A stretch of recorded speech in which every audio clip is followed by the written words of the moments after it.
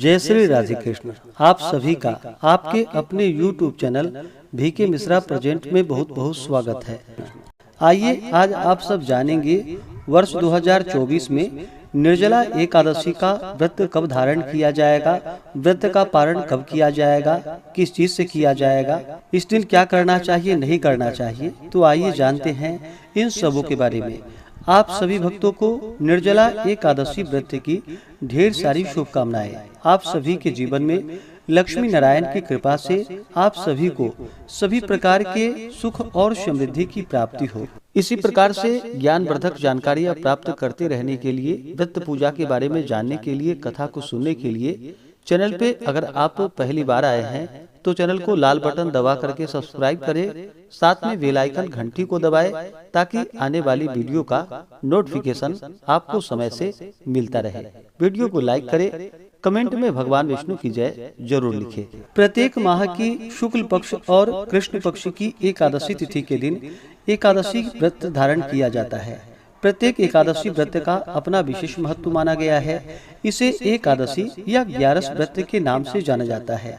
यह व्रत भगवान श्री कृष्ण भगवान विष्णु को अति प्रिय होता है। यह सभी प्रकार के पाप और ताप को नष्ट करने वाली है तथा भगवान विष्णु के धाम को प्रदान करने वाली है। ज्येष्ठ माह के शुक्ल पक्ष की एकादशी को निर्जला एकादशी के नाम से जाना जाता है। यह व्रत जो कि बड़ा ही कठिन माना गया है। जिस प्रकार से व्रत में नियम करना कठिन है, उसी प्रकार से इसका फल भी अधिक माना गया है। इसका नाम निर्जला है, अतः नाम के अनुसार इसका व्रत किया जाए तो स्वर्ग आदि के सिवा आयु और आरोग्य वृद्धि तत्व विशेष रूप से विकसित होते हैं। यह सभी प्रकार के पाप और ताप को नष्ट करके सभी प्रकार के पुण्य फलों को प्रदान करने वाली है।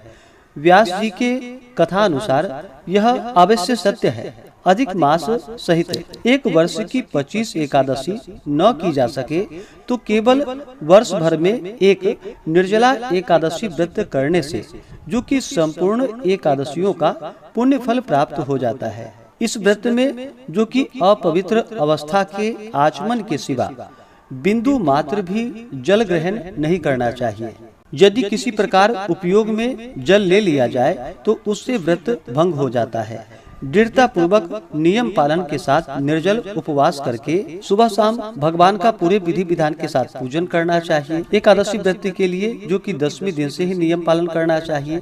10वीं तिथि के दिन सूर्यास्त होने से पहले ही शुद्ध और सात्विक आहार ग्रहण करनी चाहिए। व्रत में जो कि 10वीं एकादशी और द्वादशी इन 3 दिनों में काश्य पात्र, मसूर, चने, मिथ्या भाषण, शाक, शहद, तेल, मैथुन, द्युत और क्रोध आदि का त्याग करके व्रत के पहले दिन यानी कि 10वीं को और दूसरे दिन द्वादशी को हविष्यान्न, जौ, गेहूं, मूंग, सेंधा नमक, काली मिर्च, शर्करा और गौघृत आदि का एक बार भोजन करना चाहिए। 10वीं की रात में एकादशी व्रत का स्मरण करते हुए, भगवान विष्णु के नामों का स्मरण करते हुए 10वीं की रात्रि सोना चाहिए। ब्रह्मचर्य का पालन करते हुए सोना चाहिए। एकादशी की सुबह ब्रह्म मुहूर्त में उठ करके नित्य क्रियाओं से निवृत्त होकर के गंगा नदी में या घर के नहाने के पानी में ही थोड़ा सा गंगा जल मिला करके स्नान करना चाहिए। शुद्ध वस्त्र धारण करना चाहिए और एकादशी तिथि के दिन सुबह और शाम के वक्त भगवान का पूरे विधि विधान के साथ पूजन करना चाहिए। भगवान का जल से अभिषेक करे, पंचामृत से अभिषेक करे, शुद्ध गंगा जल से अभिषेक करे, भगवान को पीला वस्त्र चढ़ाए, यज्ञोपवीत अर्पित करे, फिर काले तिल अर्पित करे। भगवान विष्णु को अक्षत नहीं चढ़ाया जाता है, इस बात का ध्यान रखे। अक्षत की जगह उन्हें काले तिल चढ़ाए, जौ अर्पित करे, तुलसी दल अर्पित करे, पीले पुष्पों की माला अर्पित करे, फिर धूप और दीप दिखाए, अनेक प्रकार का नैवेद्य भगवान को अर्पित करे। दूध से बने हुए वस्तु या जितने भी मौसम में मिलने वाले ऋतु फल आदि हो वह भगवान को अर्पित करनी चाहिए। जब भी नैवेद्य का भोग लगाते हैं तो तुलसी दल डाल करके ही भगवान को भोग लगाना चाहिए। इसके बाद जल से आचमनी करवाएं। मुख शुद्धि के लिए पान पत्र, सुपारी, लौंग, इलायची के साथ में अर्पित करें। द्रव्य दक्षिणा चढ़ाएं। इसके बाद फिर एकादशी व्रत का कथा श्रवण करना चाहिए या पढ़ना चाहिए। इस प्रकार एकादशी तिथि के दिन भगवान का सुबह शाम पूजन करके कथा आदि श्रवण करते हुए एकादशी की रात्रि जागरण करते हुए समय को व्यतीत करना चाहिए और द्वादशी की सुबह उठ करके स्नान करके शुद्ध वस्त्र धारण करके भगवान का पूजन आरती करके उसके बाद ब्राह्मणों को भोजन करवाना चाहिए। जल से भरा हुआ घट का दान करना चाहिए। स्वर्ण आदि का, गौ भूमि जो भी बन सके अपने सामर्थ्य के अनुसार दान दक्षिणा देनी चाहिए। गरीबों को भोजन कराना चाहिए और समय के अनुसार व्रत का पारण करना चाहिए। इस प्रकार व्रत को धारण करने से जो कि संपूर्ण तीर्थों में जाकर स्नान दान आदि करने के समान फलों की प्राप्ति होती है तथा व्यक्ति के सभी प्रकार के पाप और ताप नष्ट होते हैं, स्वर्ग आदि की प्राप्ति होती है। तो आइए जानते हैं निर्जला एकादशी व्रत के शुभ मुहूर्त और पारण समय के बारे में। ज्येष्ठ मास शुक्ल पक्ष एकादशी तिथि प्रारंभ समय जो कि 17 जून 2024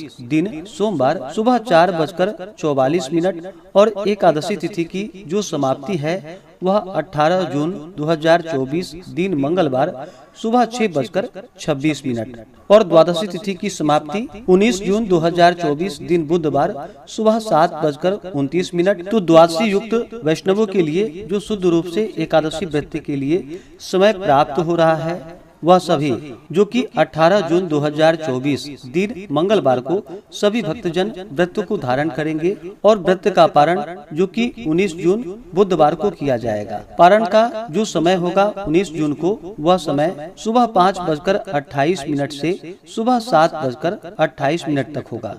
एकादशी व्रत का पारण जो कि हरिवासर समाप्त होने के बाद किया जाता है। हरिवासर का समय द्वादशी तिथि का पहला चौथाई हिस्सा हरिवासर का होता है। निर्जला एकादशी व्रत का पारण जो कि तिलेन पारणम यानी कि तिल से व्रत का पारण है, यह संभव ना हो तो आप जल से, तुलसी दल से या फल से व्रत का पारण करें। एकादशी तिथि के दिन सूर्योदय का जो समय है वह समय सुबह 5:08 और सूर्यास्त शाम 6:50। ब्रह्म मुहूर्त का जो समय होगा वह समय सुबह 4:03 से सुबह 4:43 तक होगा।